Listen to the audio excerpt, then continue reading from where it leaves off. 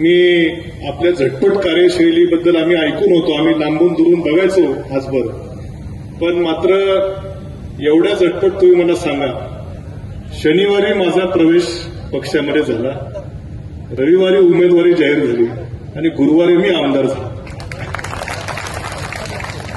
म्हणजे आपल्या झटपट कार्यशैलीबद्दल आम्ही ऐकून होतो, त्याचा अनुभव राहुरीकरांनी त्या ठिकाणी घेतलेला आहे. आणि निवडणुकीची देखील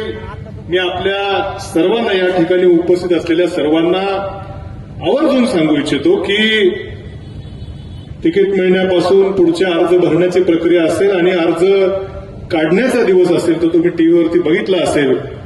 या सर्व प्रक्रियेमध्ये सर्वात सिंहाचा वाटा कुणी उचलला असेल तर तो आदरणीय विखे पाटील साहेबांनी उचललेला आहे, हे आपण सर्वांनी बघितलेलं आहे.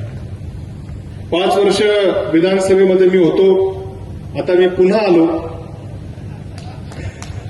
विधानसभेत नाही पण विधान परिषदेत आलो आणि मला खात्री आहे की